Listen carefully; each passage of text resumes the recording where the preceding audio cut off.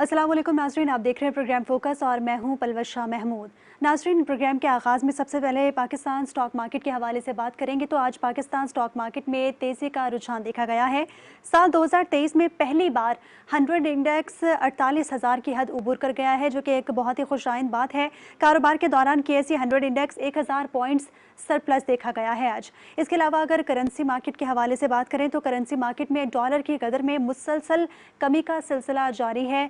Interbank और open market में दोनों में ही डॉलर की कदर में आज कमी देखी गई है। कितनी कमी देखी गई, इस हवाले से मैं सवाल करूंगी प्रोग्राम में। इसके अलावा नाज़रीन, ग्रीन पाकिस्तान और IT के बाद पाकिस्तान मिनरल समिट कॉन्फ्रेंस का इनेकाद किया गया है। ये कॉन्फ्रेंस कल यानी कि 1 अगस्त को होगी और इस कॉन्फ्रेंस में पाकिस्तान में जितने भी नौकरी के मौके हैं, रोज़गार के मौके हैं, वो पैदा होंगे। इसके अलावा पाकिस्तान को जितने भी मिनरल्स दरकार हैं वो भी इस समिट में जो है उसका इनेकाद किया जाएगा और देखा जाएगा कि पाकिस्तान के माशी हालात के लिए ये समिट किस हद तक मुफीद साबित हो सकती है। नाज़रीन, IMF के कहने पर गैस सेक्टर में गर्दिशी कर्ज में एक बार फिर से इजाफे का इम्कान जाहिर किया गया है। वज़ीर ख़जाना इसहाक डार ने गैस सेक्टर में गर्दिशी कर्ज कम करने का फ़ैसला किया है और इस हवाले से जो हतमी फ़ैसला है वो अभी सामने नहीं आया, लेकिन इस हवाले से हतमी फ़ैसला वज़ीर ख़जाना की जानिब से होने वाला है। IMF की शर्त पर गैस सेक्टर के गर्दिशी कर्जे कम करने की तैयारी कर ली गई है। और एक अहम खबर ये भी है कि कल चाइना के नायब वज़ीर आज़म ने पाकिस्तान का दौरा किया और इस दौरे में काफ़ी अहम गुफ्तगू भी की गई। CPEC को 10 साल मुकम्मल हो चुके हैं और CPEC के हवाले से ही इस दौरे में जो है वो काफ़ी गुफ्तगू सामने आई है। 10 साल मुकम्मल होने पर चीनी नायब वज़ीर आज़म का 3 रोज़ा दौरा है पाकिस्तान और हुकूमत ने CPEC मनसूबे पर तेज़ी से काम शुरू करने का एक बार फिर से इंदिया दे दिया है, यानी कि जितने भी मनसूबे रुक चुके थे उन पर एक बार फिर से काम शुरू हो जाएगा। और वज़ीर आज़म मोहम्मद शहबाज शरीफ ने इस हवाले से दीगर मनसूबों का भी इनेकाद किया है। हुकूमत के चंद रोज़ बाकी रह गए हैं, उसमें दीगर मनसूबों का इनेकाद एक खुशाइंद बात तो है, लेकिन साथ में ये भी देखना होगा कि क्या आइंदा आने वाले हुकूमत इन तमाम मनसूबों को पूरा करेगी। नाज़रीन, आगे बढ़े हैं और मैं सऊदी अरब के हवाले से खबर शामिल करूंगी कि सऊदी अरब ने पाकिस्तान को एक नया तोहफ़ा दिया है और वो तोहफ़ा ये है कि इलेक्ट्रॉनिक जो है वो वर्ल्ड वीज़े का इजरा कर दिया गया है सऊदी अरब की जानिब से। इलेक्ट्रॉनिक वर्क वीज़े से पाकिस्तान के जितने भी अफराद हैं जो सऊदी अरब जाने के ख्वाहिशमंद हैं उनको वीज़े में आसानी पैदा होगी। वीज़ा लगने में जितनी मुश्किलात पहले दरकार होती थी, जितनी मुश्किलात पहले सामने आती थी, वो तमाम मुश्किलात इस बार हल हो जाएंगी क्योंकि इलेक्ट्रॉनिक वीज़ा है और इस वीज़े पे स्टिकर के बजाय QR कोड का इजरा जो है वो उसका फ़ैसला किया गया है। नाज़रीन, अगर एयरक्राफ्ट के हवाले से बात करें तो Pakistan aircraft owners operator association ने अयासा की रिपोर्ट पर सख्त रद्द-ए-अमल का इजहार किया है। रिपोर्ट में बताया गया था कि पाकिस्तान की फ़िज़ाई हदूद तमाम तैयारों के लिए मुकम्मल खैर महफूज है, जबकि इस रिपोर्ट में इन तमाम तर जितने भी इल्ज़ामात पाकिस्तान एयरक्राफ्ट पे लगाए गए थे उनको गैर मुसद्दिका करार दिया गया है। इस हवाले से प्रोग्राम में मज़ीद भी खबरें शामिल करेंगे। स्टूडियोज़ में मौजूद हैं हमारे साथ हमज़ा गिलानी, नुमाइंदा ख़ुसूसी। अस्सलाम वालेकुम हमज़ा। हमज़ा, सबसे पहले आपसे स्टॉक मार्केट के हवाले से जानना चाहूँगी कि आज 2 साल का रिकॉर्ड टूट गया स्टॉक मार्केट में, कितना इजाफा देखा गया? बिल्कुल, आज कारोबारी हफ्ते का पहला रोज़ पाकिस्तान स्टॉक एक्सचेंज के लिए बहुत ज़बरदस्त रहा और पाकिस्तान स्टॉक एक्सचेंज का आगाज़ ग्रीन जोन के साथ हुआ। हमने देखा कि ज़बरदस्त तेज़ी देखी गई, रिकॉर्ड तेज़ी देखी गई। बिलाखिर 24 माह बाद KSE 100 इंडेक्स 48,100 पॉइंट्स के नफसातियत पर ट्रेड हुआ। 1000 पॉइंट्स का इसमें इजाफा देखा गया। ज़बरदस्त सेंटिमेंट्स देखे गए, सरमाकारों की जानिब से ज़बरदस्त सरमाकारी देखी गई। ख़ास तौर पे ऑयल एंड गैस सेक्टर के अंदर हमने देखा कि शेयर्स का लेन देन हुआ। इसकी बुनियादी वजह ये थी कि वज़ारत ख़जाना की जानिब से जब ये बयान सामने आया है कि हम गर्दिशी कर्ज़ों को ख़त्म करेंगे गैस सेक्टर के, तो उसका एक पॉजिटिव इम्पैक्ट क्रिएट हुआ और हमने फ़ौरन देखा कि ऑयल एंड गैस सेक्टर्स में सरमाकारों ने ख़रीदारी शुरू कर दी और 100 इंडेक्स में ज़बरदस्त तेज़ी बर्पा हो गई। KSE 100 इंडेक्स का इख्तिताम भी पॉजिटिव जोन के साथ हुआ। इख्तिताम के वक्त KSE 100 इंडेक्स 957 पॉइंट्स पर बंद हुआ। ओवरऑल 49 मिलियन का वॉल्यूम रिकॉर्ड किया गया। देखें, जैसे मिनरल्स समिट कॉन्फ्रेंस का इनेकाद होने जा रहा है कल और इस हवाले से चीनी वज़ीर आज़म पाकिस्तान आ गए हैं 3 रोज़ा दौरे पर और दीगर दोस्त ममालिक के अहम शख्सियात भी इस मिनरल्स समिट पे शिरकत करेंगी। तो ये तमाम अवामिल हैं जिसकी वजह से कराची स्टॉक मार्केट के अंदर ज़बरदस्त तेज़ी देखी गई और जाहिर सी बात है आपको पता है कि इंटरेस्ट रेट अनचेंज रहा तो उसका भी एक पॉजिटिव इम्पैक्ट आया है कराची स्टॉक मार्केट में। तो ये तमाम चीज़ें थी जिससे 100 इंडेक्स ने इस साल नया रिकॉर्ड बनाया। जाहिर सी बात है इस साल पहली दफ़ा हमें इंडेक्स 48,100 पॉइंट के नफसातियात पे ट्रेड हुआ। आखिरी टाइम हमने देखा था कि ये 24 माह पहले ट्रेड हुआ था, तो ज़बरदस्त तेज़ी देखी गई। उसके अलावा जिस तरीके से रिफाइनरी सेक्टर के अंदर सरमाकारी आई, MOU साइन हुए 10 अरब डॉलर के, तो रिफाइनरी सेक्टर के अंदर पॉजिटिव इम्पैक्ट देखा गया। तो ओवरऑल कराची स्टॉक मार्केट में ज़बरदस्त तेज़ी देखी गई। और जैसे जैसे हुकूमत का जाने का वक्त करीब आ रहा है, वैसे वैसे हम देख रहे हैं कि नए MOUs हो रहे हैं। ग्रीन पाकिस्तान के हवाले से मिनरल समिट कॉन्फ्रेंस का इनेकाद, फिर सऊदी अरब और दोस्त ममालिक की जानिब से रिजर्व्स में रकम आई, फिर रिफाइनरी सेक्टर के अंदर सऊदी अरब आगे बढ़ा, फिर मिनरल्स के अंदर सऊदी अरब ने मजीद इन्वेस्टमेंट करने का भी अंदिया दिया है। चाइना के नायब वज़ीर आज़म इस वक्त पाकिस्तान में मौजूद हैं। तो ये तमाम एक पॉजिटिव न्यूज़ हैं जिससे सेंटिमेंट्स आज हाई हुए। IPOs जो सीज थे वो IPOs भी आना शुरू हो गए। तो ऑयल एंड गैस सेक्टर की वजह से और हुकूमत की पॉजिटिव कमिटमेंट्स और पॉजिटिव स्टेटमेंट्स की वजह से कराची स्टॉक मार्केट में 100 इंडेक्स ने नया रिकॉर्ड कायम किया है। सही। हमजा, करेंसी मार्केट में आज डॉलर की कदर में जो है वो कमी देखी गई है, चाहे वो ओपन मार्केट हो या इंटरबैंक हो, कितनी कमी वाक़ई हुई है? देखें, इंटरबैंक के अंदर हमने आज फ्लक्चुएशन देखी, ओपन मार्केट अनचेंज रहा। इंटरबैंक के अंदर हमने फ्लक्चुएशन देखी, इंटरबैंक में डॉलर कभी प्लस हो जाता था, कभी माइनस हो जाता था। बहरहाल 19 पैसे इजाफे से इंटरबैंक में डॉलर बंद हुआ है। 286 रुपये 45 पैसे पर हमने लास्ट वर्किंग डे में देखा था इंटरबैंक में डॉलर की क्लोजिंग हुई थी, जो कि इस वक्त 19 पैसे इजाफे के बाद 286 रुपये 64 पैसे हो गई है।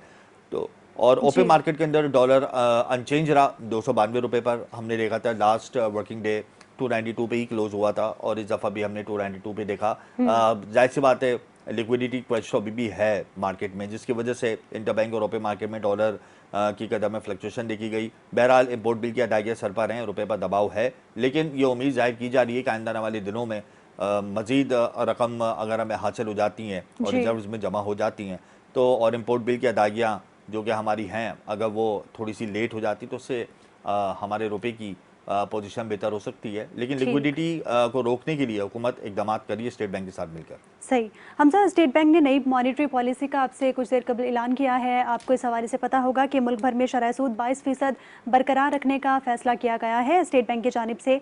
इस इकदाम को किस तरह देखते हैं आप? देखें, जाहिर सी बात है IMF ने तो कहा है कि आपको इंटरेस्ट रेट बढ़ाना होगा। आज भी हमारे मुल्क का interest rate all time high है, बल्कि ना सिर्फ पाकिस्तान में ऑल टाइम हाई है बल्कि पूरे रीजन में ऑल टाइम हाई है। तो अनचेंज रखा गया है इसको, और ये एक अच्छा साइन है इंडस्ट्रियलिस्ट के लिए, बिजनेस कम्युनिटी के लिए। बहुत ज़्यादा उन्होंने इसरार किया था। कुछ दिन कबल जब वज़ीर आज़म कराची आए थे तो बिजनेस कम्युनिटी और इंडस्ट्रियलिस्ट जब मिले थे वज़ीर आज़म से, तो उन्होंने कहा था कि आप काइंडली इसको अनचेंज रखें और इसके ऊपर नज़रसानी करें। IMF का मुतालबा है कि इन्फ्लेशन को रोकने के लिए इंटरेस्ट रेट को बढ़ाना होगा। 25% की वैसी प्रेडिक्शन की जा चुकी है, लेकिन हुकूमत का ये एक अच्छा स्टेप है कि बिजनेस कम्युनिटी को खुश करने के लिए, और ये उन्होंने इंटरेस्ट रेट को अनचेंज किया। स्टेट बैंक ने नई मॉनेटरी पॉलिसी का ऐलान कर दिया। आइंदा 2 माह के लिए मुल्क भर में शरह सूद 22% पर बरकरार है, और ये एक अच्छा साइन है इंडस्ट्रियल सेक्टर के लिए। और वैसे भी उनका ये मुतालबा है कि इंटरेस्ट रेट को कम किया जाए, लेकिन बहरहाल लेटर ऑफ इंटेंट के जरिए हम IMF को इस बात का यकीन दिला चुके हैं कि हम आइंदा आने वाले दिनों में इंटरेस्ट रेट में इजाफा करेंगे। सही। हमजा, अयासा की रिपोर्ट के हवाले से आपसे गुफ्तगू करना चाहूँगी। अयासा ने रिपोर्ट जारी की थी, Pakistan aircraft owners operator association ने उस रिपोर्ट पे अपना सख्त रद्द-ए-अमल दिया। इमरान असलम खान जो कि इस वक्त हैं बानी Pakistan aircraft owner operator association, उन्होंने इस तमाम तर जितने भी इल्ज़ामात लगाए गए थे उसको गलत करार दिया है। आपसे जानना चाहूँगी कि क्या इल्ज़ामात लगाए गए थे? देखिए, अयासा ने अपनी एक ऑब्जर्वेशन जारी की थी रिपोर्ट के जरिए। अयासा ने कहा कि पाकिस्तान का जो फ़िज़ाई हुदूद का जो मामला है वो गैर महफूज है। वहाँ पर जो लैंडिंग और टेकिंग होती है एयर फ्लाइट्स की, उस हवाले से उनकी कारकर्दगी मुतासर हो गई है और बेहतर अंदाज में नहीं की जाती। वहाँ पर फ़्लाइट ऑपरेशंस के सिस्टम को सही तरीके से वहाँ पर नहीं ऑपरेट किया जाता। तो ये रिपोर्ट अयासा ने जारी की है, और ये इंटरनेशनल रिपोर्ट है जिस पर Pakistan operators owners association crafts के जो हैं बानी इमरान असलम खान, उन्होंने अपना एक विजन दिया। उनका ये कहना है कि अयासा ने जो रिपोर्ट दी है वो गैर ज़िम्मेदाराना है, वो अपनी ऑब्जर्वेशन को वापस ले, और ऐसा मामला नहीं है। पाकिस्तान में अनगिनत फ़्लाइट्स ऑपरेट होती हैं, नेशनल इंटरनेशनल और एयरपोर्ट्स पर आती हैं, और इसी हवाले से उन्होंने अपना एक विजन दिया है कि अयासा अपनी ऑब्जर्वेशन वापस ले। सही। नाज़रीन, इसके अलावा Pakistan Suzuki motor company limited का प्रोडक्शन प्लांट बंद करने का ऐलान सामने आया है। ये प्लांट 15 दिन के लिए बंद किया जाएगा, यानी कि 31 जुलाई से 15 अगस्त तक ये प्लांट बंद रहेगा। पाकिस्तान को जहां पे दीगर बहुत सारे चैलेंजेस का सामना है, वहीं एक ये चैलेंज भी सामने आया है। और वक्त वहाँ एक ब्रेक का, ब्रेक के बाद हम लोग इस हवाले से भी गुफ्तगू करेंगे कि पाकिस्तान में महंगाई की शरह में कमी आई है। ब्लूमबर्ग ने अपनी रिपोर्ट जारी की है। उस रिपोर्ट में ये बताया गया है कि पाकिस्तान में महंगाई 29.4% से कम होकर 27.5% पर आ गई है। और लेकिन आवाम के लिए तमाम अशिया बहुत ज़्यादा महंगी हैं। महंगाई में किस सेक्टर में कमी हुई है, ये तमाम तरह सूरत हाल हम लोग प्रोग्राम में ब्रेक के बाद डिस्कस करेंगे।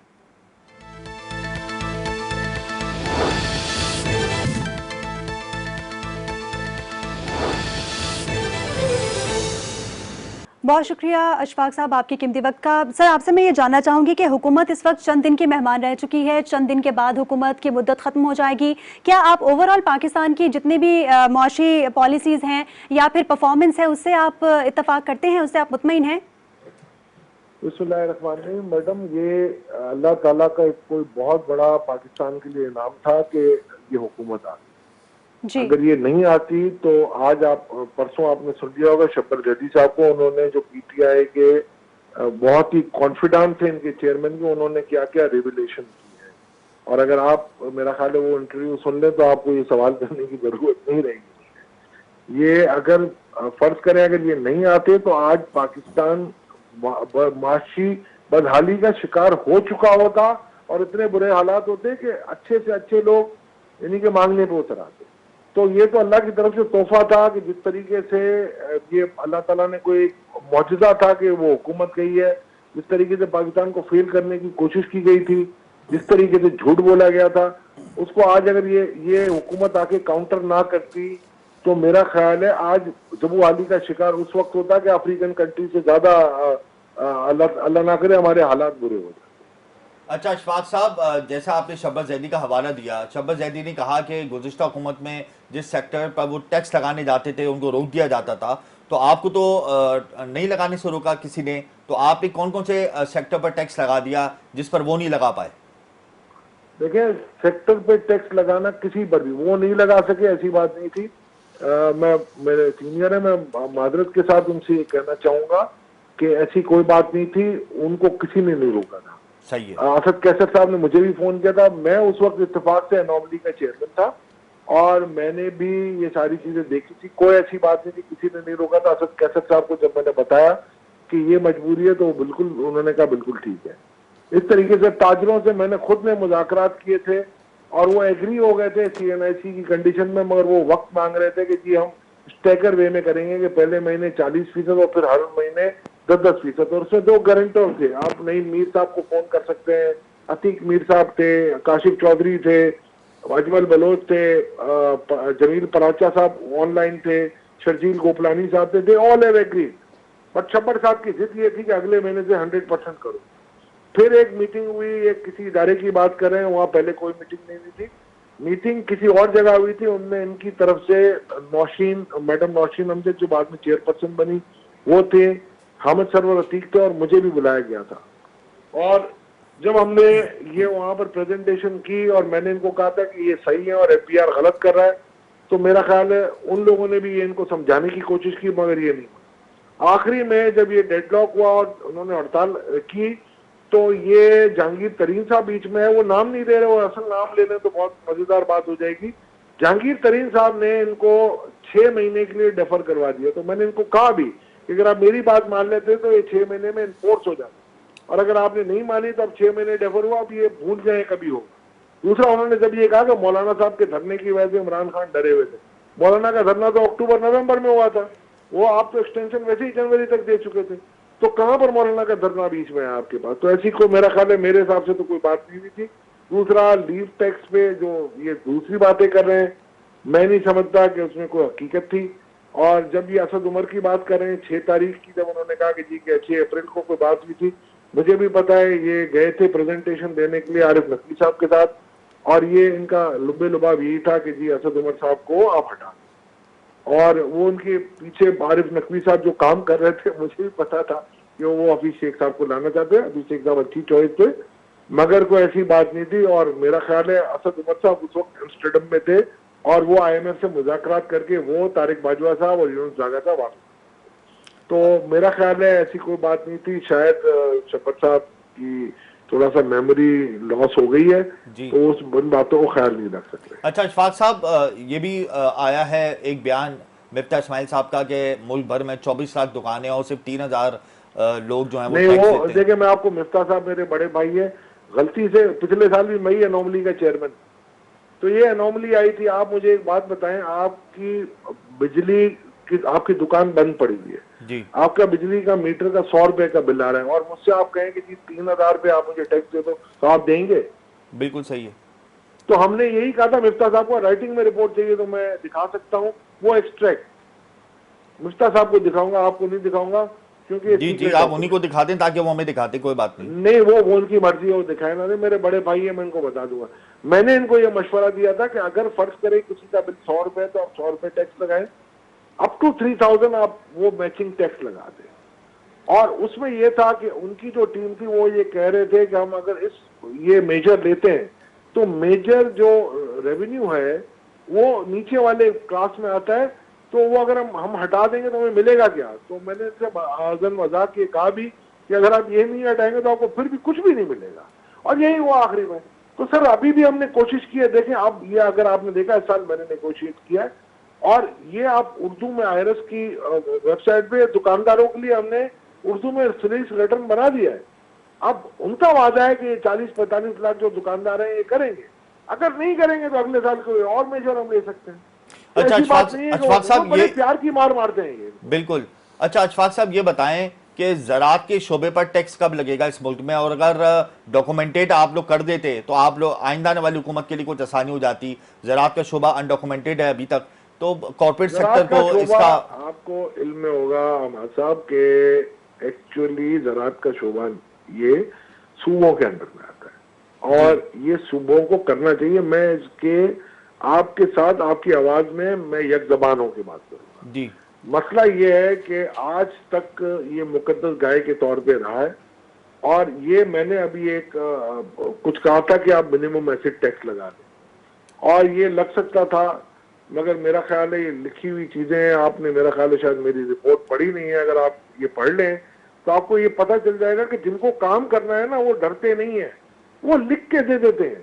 नहीं, रुकावट क्या है अशफाक साहब, रुकावट क्या है? ज़राअत के शोबे में टैक्स कौन नहीं लगाने देता? पता चल जाएगा कि इम्पार्शियल और इक्विटेबल टैक्सेशन मेजर्स हमने लिए। वैसे अशफाक साहब, रुकावट क्या है? ज़राअत के शोबे पे अब तक टैक्स क्यों नहीं लगाया? रुकावट क्या आ जाती है? क्या फ्यूडलिज्म आ जाता है? मैंने आपको फरमाया, मेरा ख्याल है ये सूबाई टैक्स है। आपकी जो फेडरल लेजिस्लेटिव लिस्ट में अगर आप देखेंगे ना, ये हमारा शोबा नहीं है, ये सूबों का शोबा है। वो शोबे के अंदर अगर वो लगाना चाहते, अनफॉर्चुनेटली ये नहीं लग रहा। और मैं आपको एक बात बता देता हूँ, ये 2012 में एक, बल्कि 11 में एक शब्बर साहब ने कोई स्कीम एक प्रपोज की थी, उसमें भी उन्होंने ज़रूरी जमीन पे ऊपर कोई बात ही नहीं की थी। अच्छा, वो कह रहे हैं, मुझे बड़ी खुशी होती है जब वो इस किस्म की बातें करते हैं, मगर उस वक्त उन्होंने नहीं कहा था ये, जब ये हम कह रहे थे कि ऑल्टरनेट टैक्स लगाएं।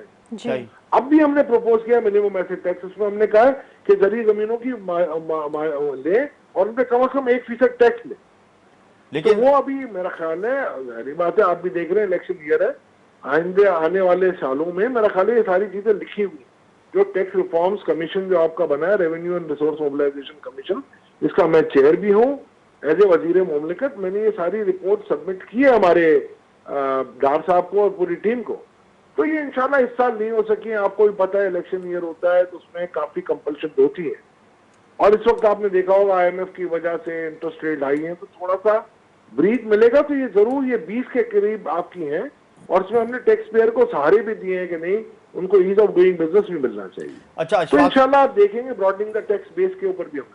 अच्छा अशफाक साहब, एक अंदाजे के मुताबिक आपने एक डीपली स्टडी की होगी, अगर ज़राअत पे टैक्स लग जाता है, अगर मिसाल के तौर पे भले सूबे लगा देते हैं, तो इससे मुल्क की खजाने को कितना फायदा होगा? देखिए, आप अगर मुझसे बात करेंगे ना, तो अगर देखिए ज़राअत में बहुत बड़ी वैरायटी है। ज़राअत में छोटा ताजिर भी है, छोटा जमींदार भी है जी, ज़राअत में हारी किसान भी है, जी। बड़ा जमींदार भी है, ठीक है ना। तो अब हम तो बात करेंगे ना इनकम के थ्रेशोल्ड पे, वहां पर है प्रोडक्शन इंडेक्स, हर सूबे का अपना लॉ है। तो इसमें मैं ये नहीं कह सकता कि कितना टैक्स आएगा और कितना नहीं जाएगा। ये सूबाई ज़राअत के जो कमीशन है ना, जैसे कि अभी ये पाकिस्तान बिजनेस काउंसिल ने एक रिपोर्ट दी थी, मेरा ख्याल है उसमें वो आदाद शुमार थी जी। और ये रिपोर्ट भी मैंने इनॉग्रेट की थी और मैंने उसी वक्त इनको बता दिया था कि इसको you have to rework your number. तो मेरा ख्याल है उनको रीवर्क कर लेना चाहिए। रिटेलर के ऊपर और होलसेलर के ऊपर भी जो उन्होंने बताई थी वो भी गलत आदाद शुमार है। अच्छा अशफाक साहब, जब आप कराची आए थे, काटी में आपने बिजनेसमैन से मुलाकात की थी, मैंने ही आपसे एक सवाल किया था कि टैक्स टारगेट रखा है 9,200 अरब रुपए। आईएमएफ ने कहा कि इस पे इजाफा किया जाए, 9,415 अरब रुपए हो गया। आपने कहा था 9,000 अरब रुपए हम बासानी जमा कर लेंगे। अब टैक्स रेट मजीद बढ़ा दिया। अब हम मतलब इतना टैक्स जमा कर लेंगे, क्योंकि हमने देखा कि 7,000 अरब रुपए जमा करने के बावजूद भी हमने टैक्स टारगेट मिस किया है। इसके लिए आप लोगों ने क्या प्लानिंग की? प्लानिंग क्या है, 9,200 मैंने आपको कहा था कि आसानी से हो सकता है जी। क्योंकि 9,000 तो मैंने कहा था आपका ऑटोमेटिक है। अब इन्फ्लेशन रेट और जीडीपी रेट अगर आप देखें, आईएमएफ की अगर आदाद शुमार को मैं देखता हूँ तो 26% इन्फ्लेशन रेट है और 2.5% आपका जीडीपी ग्रोथ है जी। तो आप ये कह रहे हैं कि 28.5% आपने अपना आपकी मईशत में इजाफा होगा ऑटोमेटिक इन्फ्लेशन और जीडीपी ग्रोथ की वजह से। तो आप अगर 7,145 अरब जो लास्ट ईयर हमने कलेक्ट किया था उसको मल्टीप्लाई करें 1.285% जी। तो सीधा सीधा आपके पास 9,000 प्लस बिलियन आ जाता है। बिल्कुल। और आपने देखा होगा कुछ नए टैक्सेस मेजर हमने लगाए जिसमें सैलरी को और पर्सनल इनकम टैक्स के ऊपर हमने लगाए और कुछ और विड्रॉल्स किए हमने। तो ये मिल मिला के मुझे नहीं लगता कि कोई इसमें खटखन होगी। आपकी मईशत बिजनेस एज यूजुअल की तरह चलनी चाहिए और इसमें और कोई रुकावट ना आए। अगर अशफाक साहब, ऑब्वियसली ये सारे आदाद शुमार हैं जो कि प्रोजेक्शन है। रियलिटी में ये इकोनॉमी के क्या हालात होते हैं ये वक्त बताएगा। अच्छा अशफाक साहब, अगर हम अपनी टैक्स चोरी को बचा लेते तो कॉर्पोरेट सेक्टर पर मजीद टैक्सेस ना लगते, सुपर टैक्सेस ना लगते। हमने अपनी टैक्स चोरी के लिए कोई मौसम पॉलिसी का ऐलान नहीं किया और मजीद टैक्सेस कॉर्पोरेट सेक्टर पर लगा दिए। आपको नहीं लगता कि ये ज्यादती हुई है? देखिए बात मैं आपको बताता हूँ, ये आप बिल्कुल सही कह रहे हैं कि हमें दूसरे लोगों पे भी टैक्स लगाना चाहिए। हमारे साथ मौजूद थे इशफाक यूसुफ तौला साहब, वज़ीर मुमलिकत रेवेन्यू हैं और इनकी जानिब से ये कहा गया कि हुकूमत ने एक टेक ओवर करके तमाम मामलात को बहुत अच्छा हुकूमत की जानिब से इकदाम लिया गया। अगर ये हुकूमत ना आती करंटली तो IMF से मुआहदा भी ना हो पाता और यकीनन उस सूरत में पाकिस्तान डिफ़ॉल्ट की नहज पे पहुँच जाता।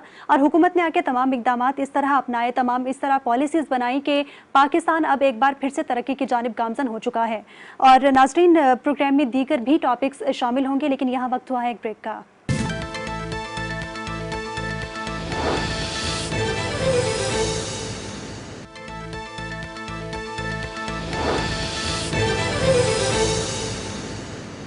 वेलकम बैक नाज़रीन। प्रोग्राम में पाकिस्तान की मईशत के हवाले से गुफ्तगू जारी थी, जहां दीगर पाकिस्तान के दोस्त ममालिक ने पाकिस्तान को माली मावनत पेश की है, पाकिस्तान के मुश्किल हालात में पाकिस्तान को सपोर्ट किया है। वहीं सऊदी अरब ने पाकिस्तान को एक और तोहफा दे दिया है। प्रोग्राम ब्रेक से पहले हम लोग प्रोग्राम में गुफ्तगू जारी थी इलेक्ट्रॉनिक वर्क वीज़ा के हवाले से। तो नाज़रीन, ये वर्क वीज़ा पाकिस्तान के जितने भी रोज़गार की तलाश में लोग सऊदी अरब जाना चाहते हैं उनके लिए बहुत ज़्यादा मददगार साबित होगा। इस हवाले से Pakistan overseas employment promoters association के तर्जुमान ने भी अपना एक स्टेटमेंट दिया है। उनका क्या कहना था, आइए आपको सुनवाते हैं। सऊदी गवर्नमेंट का पाकिस्तान के लिए ई वीज़े का इजरा हमारे लिए बहुत अच्छी खुशखबरी है। इससे पाकिस्तान से वर्क फोर्स का जाने में इजाफा भी होगा और इनका जो प्रोसेस है हमारा जो सऊदी एम्बेसीज के अंदर था वो प्रोसेस भी आसान हो जाएगा। और इससे जो हमारा जो कोटा सिस्टम है वो कोटा सिस्टम भी हमारी पाकिस्तान की सऊदी एम्बेसीज ने वो कोटा सिस्टम भी खत्म कर दिया और आने वाले वक्त में ये वर्क फोर्स हमारी जो सऊदी अरेबिया के लिए उसके अंदर इजाफा होगा। इस मौके पे मैं क्राउन प्रिंस रेस्पेक्टेड मोहम्मद बिन सलमान साहब का शुक्रिया अदा करता हूं पाकिस्तान की ओवरसीज प्रमोटर एसोसिएशन की तरफ से और मैं उम्मीद करता हूं कि आने वाले वक्त में हम सऊदी गवर्नमेंट पाकिस्तान को और ज्यादा सपोर्ट करेगी और हमारा वर्क फोर्स का कोटा भी बढ़ाए गए ताकि हम ज्यादा से ज्यादा वर्क फोर्स सऊदी अरेबिया की तरफ भेज सकें, क्योंकि सऊदी अरेबिया ने हर मुश्किल वक्त में पाकिस्तान का साथ दिया है। बिल्कुल, सऊदी अरब ने हर मुश्किल में पाकिस्तान का साथ दिया है। नाज़रीन, अदनान पराचा साहब ने अपने स्टेटमेंट में सऊदी अरब का शुक्रिया अदा किया है कि ये एक अहम इकदाम सऊदी अरब की जानिब से उठाया गया है। इस पे वो पाकिस्तान की तरफ से सऊदी अरब के शुक्रगुजार हैं, वो आपने मुलाहिज़ा किया। हमारे साथ नाज़रीन मौजूद हैं गनी उस्मान साहब, साबिक vice chairman Pakistan stock exchange हैं, और इसके अलावा हमें ज्वाइन कर चुके हैं अमीन यूसुफ साहब, साबिक डायरेक्टर पाकिस्तान स्टॉक एक्सचेंज हैं। दोनों मुअज़्ज़ज़ मेहमानों को मैं शुक्रिया अदा करूँगी उनके कीमती वक्त के लिए। मैं अमीन साहब आपकी जानिब आना चाहूँगी। आपसे मैं सेम सवाल करना चाहूँगी कि आज 2 साल बाद पाकिस्तान ने ये रिकॉर्ड तोड़ा है। पाकिस्तान स्टॉक मार्केट आज 48,000 की हद अबूर कर गई है। आप इस हवाले से क्या कहना चाहेंगे? मार्केट ने 40,000 का लेवल 2 साल बाद अबूर किया है। उसमें काफ़ी वजूहत हैं। एक तो जीसीसी का फंड है, प्लस आपने सर्कुलर डेट का जो इशू है वो रिजॉल्व होने जा रहा है गैस का। उसकी वजह से भी गैस सेक्टर में भी आपने देखा, ऑयल सेक्टर में आज लाइमलाइट रहा है। ऑयल सेक्टर में ज़्यादातर बाइंग देखने में आई है मार्केट में। और प्लस एक पॉजिटिव ये है कि इनफ्लोज, फॉरेन इनफ्लोज भी थोड़ा थोड़ा आना शुरू हो गए हैं ऑयल सेक्टर में, तो इसकी वजूहत ये भी है। प्लस एक और चीज़ जो है, जो टैक्स लगा हुआ था, जो फिक्स टैक्स था जो लगा हुआ था, वो हट गया। जो कंपनीज पे लगा था, जो 400-500 मिलियन से ऊपर, तो वो एक वजह था, वो भी रिवर्स हुआ है। तो इसकी वजह से बहुत सारी चीज़ें हैं। और प्लस देखिए अब चीज़ें थोड़ी बेहतरी की तरफ आ रही हैं। जैसे सर्कुलर डेट गैस का है, इलेक्ट्रिक का है, वो रिजॉल्व होगा। प्लस अब इलेक्शन की अगर डेट आ जाती है तो वो भी कंट्रीब्यूट करेगी मार्केट को। तो पॉजिटिव चीज़ें नज़र आ रही है। ऑब्वियसली स्टॉक मार्केट आगे फ्यूचर न्यूज़ को देख के चल रही होती हैं, फ्यूचर में चीज़ें बेहतर हो रही हैं। और प्लस जून के रिजल्ट्स होते हैं, बहुत अच्छे रिजल्ट आते हैं जून में ज़्यादातर कंपनीज के, तो वो उसको भी इन्हें मार्केट डिस्काउंट कर रही है। आप ये देखें मार्केट में आज सुबह से मार्केट में बाइंग देखने में आई है, जबकि लोगों को पता था कि आज मॉनेटरी पॉलिसी है। इसके बावजूद भी आप देखें मार्केट में 1000 पॉइंट ऊपर दिखाया और प्लस 954 पॉइंट्स मार्केट में प्लस नंबर्स दिखाए। तो मार्केट में स्ट्रॉन्ग बाइंग है। और इवन जो डिस्काउंट रेट को भी लोगों ने मार्केट ने एक तरह से अगर बढ़ भी जाता, ऊपर तो बढ़ा नहीं है, लेकिन बढ़ भी जाता तो उसको डिस्काउंट कर सकते हैं। गनी साहब, आपसे मैं ये जानना चाहूँगी कि बैरूनी सरमायाकारी के नए मुआहदे पाकिस्तान में मुतारिफ कराए जा रहे हैं और आइंदा आने वाले वक्तों में उन पर काम भी स्टार्ट हो जाएगा। इससे स्टॉक मार्केट में भी काफ़ी पॉजिटिव इम्पैक्ट देखने में आया है। आप इस हवाले से क्या कहना चाहेंगे? देखिए, आपने जैसे कहा कि बैरूनी मुआहदे जो हो रहे हैं, एक तो IMF का हमारा मुआहदा हुआ है जी, सऊदी और UAE पाकिस्तान में कल से जो न्यूज पे चल रहा है कि 20-25 बिलियन का इन्वेस्टमेंट करेंगे। और तीसरा आज ये प्लस पॉइंट हो गया कि आज सुबह से नजर आ रहा था कि मॉनेटरी पॉलिसी में 1% इंटरेस्ट रेट बढ़ेगा, मगर वो मॉनेटरी पॉलिसी सेम रही है और 22% इंटरेस्ट आया है। और हमारे स्टेट बैंक के गवर्नर भी कह रहे हैं कि आने वाले जो भी टाइम आएगा उसमें महंगाई कम होगी, तो फिर इंटरेस्ट रेट कम होगा, तो मेरे ख्याल में स्टॉक एक्सचेंज में इन्वेस्टमेंट में लोगों का इंटरेस्ट बढ़ेगा। और अभी आपने देखा होगा कि जुलाई में भी $14 मिलियन का इंटरनेशनल इन्वेस्टरों ने बाय किया है। तो मेरे ख्याल में अब कल का दिन भी मुझे लगता है कि मार्केट में तेजी रहेगी। गनी साहब, क्या आप समझते हैं कि हुकूमत के जाने से पहले 100 इंडेक्स 50,000 पॉइंट्स की नफसातियात छू जाएगा? क्या समझते हैं आप? देखिए, 100 इंडेक्स लोग कहते हैं कि 50,000 पे आएगा, मगर ये है कि अभी ये तो मार्केट के ऊपर, इसके ऊपर डिपेंड है कि हालात देखो ना चेंज हुए हैं। अभी आपने देखा कि 42 से 48,000 पे इंडेक्स आ गया है और जुलाई महीने में करीबन 6,000 इंडेक्स में हुआ है। तो मेरे ख्याल में टाइम बीइंग इंडेक्स है ना, वो 47-48 के अंदर ही रहेगा।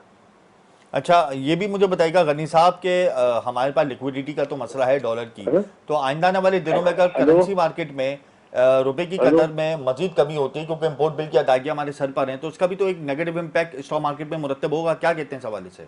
देखिए, अभी इन्होंने कहा है कि हमने एलसीआर इंपोर्ट पॉलिसी आज से जो कह रहे स्टेट बैंक के गवर्नर कि हमने चेंज की है, तो अब हमें डॉलर की रिक्वायरमेंट बढ़ जाएगी।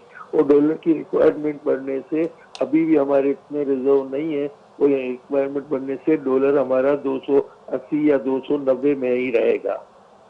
बिल्कुल। अच्छा अमीन साहब, मैं आपकी जानिब आऊंगा।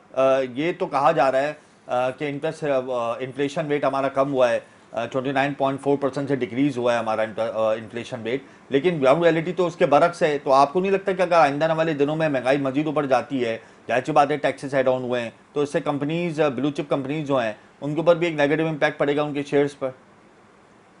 देखिए, अगर आप देखिए कि जून के रिजल्ट्स आएंगे वो तो बहुत बेहतर आएंगे, क्योंकि वो एक तो फिक्स टैक्स जो लगा हुआ था वो रिवर्स हुआ है, तो उसका इम्पैक्ट भी आएगा, ठीक है ना। और प्लस इसमें देखिए एक सबसे बड़ा क्वेश्चन मार्क है, आपकी करेंसी कहाँ जाती है। आपकी करेंसी अगर स्ट्रांग होगी और आपके पास रिजर्व्स आ जाते हैं, जो इन्वेस्टमेंट्स की बातें हो रही हैं, तो ऑब्वियसली जब आपकी करेंसी स्ट्रॉन्ग होगी तो आपकी चीज़ें काफ़ी हद तक बेहतर हो जाएंगी, क्योंकि मेन तो आप डॉलर में इंपोर्ट कर रहे हैं। आपकी ऑयल है, खाने पीने की चीज़ें जो इंपोर्ट होती हैं ऑब्वियसली डॉलर में होती हैं। और प्लस अगर करेंसी स्वैप भी हम कर लेते हैं, जैसे अगर रशिया से ऑयल हो रहा है, रूबल में आ रहा है, तो इसका भी बड़ा इम्पैक्ट पड़ सकता है। तो इन्फ्लेशन, देखिए इन्फ्लेशन के ऊपर फूड इन्फ्लेशन जो है हम कंट्रोल कर सकते हैं, नॉन फूड नहीं कर सकते। आप मुझे बताएं, स्टेट बैंक जो प्राइसेस कहता है बास्केट को प्राइसेस का, आप लोगों को कंज्यूमर में कभी भी चीजें नहीं मिलती। मसला सिर्फ ये कि फार्मर को प्राइसेस नहीं मिलती, मेन मिडिल मैन है ना, वही प्रॉफिट खा जाता है, वो टैक्स भी नहीं देता। अब ये कि IMF गए, ऑब्वियसली हमें टैक्सेशन निजाम को सही करने की जरूरत है। तो ये सारी चीजें देखिए, इस सारी चीजें एक इंटरकनेक्टेड है, एक चीज है आइसोलेशन में हम नहीं बैठ सकते। इकोनॉमी चलेगी तो सारी चीजें बेहतर होंगी, जब लोग सेविंग्स करेंगे, इन्वेस्टमेंट्स करेंगे। तो ये सारा आगे डिपेंड करता है कि रिजर्व्स आपके कहाँ जाते हैं, आपके लोन रीस्केड्यूल होते हैं, और जो IMF के प्रोग्राम है उसके साथ हम चलते हैं, नहीं चलते हैं, डिसिप्लिन वे में चलते हैं। जो इंटीरियम गवर्नमेंट आएगी उसके ऊपर भी बड़ा टास्क होगा कि वो किस तरह से चीज़ों को मैनेज करती है। मेन मसला देखिए, अभी जो है लोग डॉलर में और गोल्ड में चले गए थे। ऑब्वियसली यहाँ से थोड़ा सा पैनिक अगर आता है तो आप देख सकते हैं कि करेंसी आपकी स्ट्रांग हो सकती है। जो डॉलराइजेशन की बात चल रही थी और गोल्ड पे लोग जा रहे थे, हो सकता है वो पैसा वापस स्टॉक मार्केट में आ सकता है।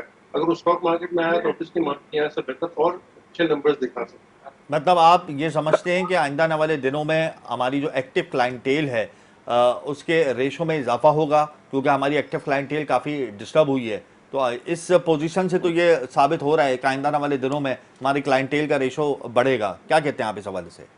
देखिए बिल्कुल बढ़ेगा, और प्लस एक और चीज़ है, देखिए इकोनॉमी अगर सही होती है ना तो सेक्टर्स परफॉर्म करते हैं। अगर इकोनॉमी में जान नहीं होगी, इकोनॉमी में जैसे ग्रोथ रेट आपका बहुत नीचे होगा। एक और चीज़ है जो हम कभी भी एनकाउंटर नहीं करते हैं, कि आपकी इकोनॉमी जो अनडॉक्यूमेंटेड, जो ट्वाइस इकोनॉमी है आपकी, डॉक्यूमेंटेड की अगर आप चले जाएं तो आपका कितना सेक्टर है जो अनटैप्ड है, जो अनडॉक्यूमेंटेड, तो वो जी। पैसा भी मार्केट में है, घूम रहा है, ऐसा नहीं है।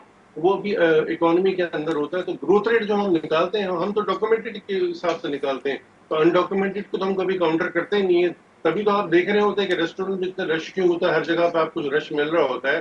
तो वो तो अनडॉक्यूमेंटेड पैसा है, उसको डॉक्यूमेंट करके लेके आना है, एग्रीकल्चर पे टैक्स लगाना है, कॉर्पोरेट फार्मिंग लेके आनी है। तो बहुत सारी चीजें, अभी तो बहुत लंबा मतलब आपने डिस्टेंस कवर करना है। अभी तो समझो हम अभी इनिशियल स्टेज पे हैं, और ये सारी जी। चीज अगर आप सही तरीके से करेंगे तो देखिए, प्रॉब्लम हमेशा से हमारा डॉलर रिजर्व का है। ठीक। हमारे पास डॉलर रिजर्व हमारे डिप्लीट कर जाते हैं। इंपोर्ट पॉलिसी आपको लानी पड़ेगी 10 साल की, जी। इंपोर्ट सब्स्टिट्यूशन लाना पड़ेगा। ये सारे मेजर्स जब तक आप नहीं करेंगे तो फिर वहीं जाके खड़े हो जाएंगे। तो इंपोर्ट ठीक है। सब्स्टिट्यूशन भी जरूरत है, और इंपोर्ट पॉलिसी भी होनी चाहिए कि फिर आप क्या करते हैं, कभी कहते हैं इंपोर्ट बंद कर देंगे, फिर कहते हैं खोल दें। तो एक ठीक इंपोर्ट है, पॉलिसी हुकूमत को जितनी चाहिए कि 10 साल इंपोर्ट डिजाइन पॉलिसी, कर ले। जी, हुकूमत को चाहिए कि 10 साल इंपोर्ट पॉलिसी मुतारिफ कराए। बहुत शुक्रिया अमीन यूसुफ साहब, साबिक डायरेक्टर पाकिस्तान स्टॉक एक्सचेंज हैं, और इसके अलावा गनी उस्मान साहब हमारे साथ मौजूद थे, साबिक vice chairman Pakistan stock exchange हैं, और उन्होंने अपने तहफ़्फ़ुज़ात का भी इज़हार किया, और हुकूमत की जानिब से जितने भी इक़्तिसादी बैरूनी सरमायाकारी के प्लान मुतारिफ कराए जा रहे हैं, जिसमें पाकिस्तान स्टॉक मार्केट का ट्रस्ट एक बार फिर से बहाल होता जा रहा है, उस पर उन्होंने उनको खुशाइंद करार दिया है इन तमाम मनसूबों को। और नाज़रीन, इसी के साथ ही प्रोग्राम का वक्त ख़त्म हुआ। मुझे और हमज़ा गिलानी को इजाज़त दीजिए। अल्लाह हाफ़िज़।